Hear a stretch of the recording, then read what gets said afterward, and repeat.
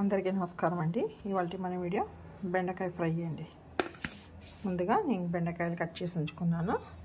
కావాల్సిన items onion, వెల్లుల్లి, కొత్తిమీర, కొబ్బరి అండి. మనము కడాయిలో కొద్దిగా ఆయిల్ వేసుకొని ఫస్ట్ ఈ బెండకాయలు వేయించుకుందామండి. బెండకాయలు వేయించుకున్న తర్వాత ఈ మూడు మిక్సీ వేసుకుందాం. పౌడర్ లాగా నీళ్ళు వేసుకోకుండా మిక్సీ పట్టుకోవాలండి. ఫస్ట్ బెండకాయలు వేసుకుందాం.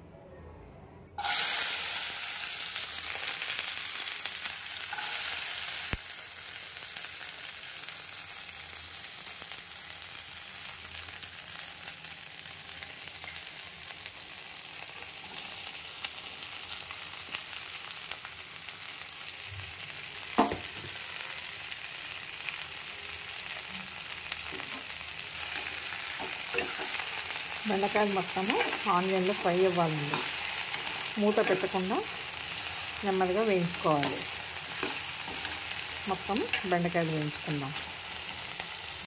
బెండకాయ సగం వరకు మగ్గిపోయినాయి. మనకు మిగతా తిరుగుమాతలను ఫ్రై అవుతాయండి. ఇవి ఇప్పుడు తీసేసుకొని మరి ఆనియన్ అన్నీ వేసుకొని ఫ్రై చేసుకుందామండి.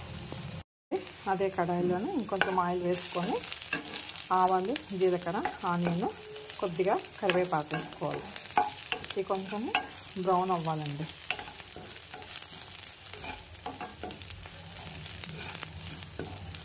ఇప్పుడు ఇందులో బెండకాయ వేసుకుందాం.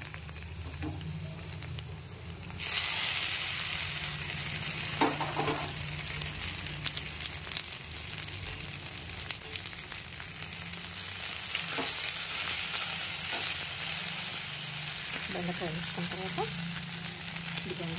పసుపు, ఉప్పు, కారము, ధనియాల పొడి కొంచెం మనకు ఎంత కావాలో కారం అంతనే వేసుకున్నాము. టేస్ట్ తగ్గట్టు వేసుకోండి. ఇది కొంచెము కారం, పసుపు పచ్చివాసన పోయిన తర్వాత ఎండు కొబ్బరి వేసుకున్నామండి. ఆల్రెడీ ఈ సగం మగ్గిన బెండకాయలు కాబట్టి అంతగా మనము ఫ్రై చేయాల్సిన అవసరం ఉండదండి. మళ్ళీ ఒక 10 మినిట్స్ కంతా ఫ్రై అయిపోతుంది. ఇప్పుడు కొద్దిసేపు వదిలేసి కొబ్బరి అంతా మిక్సీ పట్టుకున్నది వేసుకున్నాము. ఇదిగోండి పచ్చివాసన పోయింది. కారం, పసుపు మనం వేసుకున్నదంతా ఇప్పుడు డ్రైగా వేసుకున్నాం. కొబ్బరి, వెల్లుల్లి, కొత్తిమీర పౌడర్ వేసేసుకున్నామండి. ఇంకా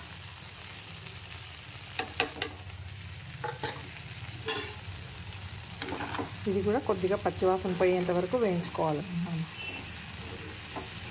ఈ ఎండు కొబ్బరి, వెల్లుల్లి మంచి వాసన వస్తుంది. అప్పుడే మనకు ఒకసారి ఉప్పు చెక్ చేసుకోవాలి. మళ్ళీ ఉప్పు తక్కువ వస్తే ఉప్పు కలుపుకుందాం కొద్దిగా. మనం చపాతీకి, జొన్న రొట్టెకి చాలా బాగుంటుందండి. ఒక 2 మినిట్స్ కొబ్బరి అంతా స్మెల్ పోయేంత వరకు అండి. వెల్లుల్లి మంచి వాసన వస్తుంది. అప్పటిదాకా ఉంచుదాం. ఒకసారి కలుపుకుందామండి. కొబ్బరి వేసినాం కదా,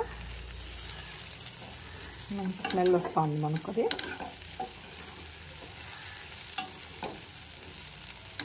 ఒక్కసారి ఉప్పు మనం చెక్ చేసుకుందాము.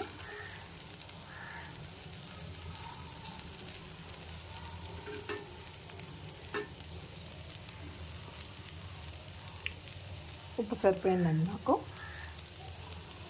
స్టవ్ ఆఫ్ చేసేసుకుందాం మనము. మీకు నా వీడియో నచ్చినట్లయితే లైక్ చేయండి, షేర్ చేయండి, సబ్స్క్రైబ్ చేసుకోండి. Thank you.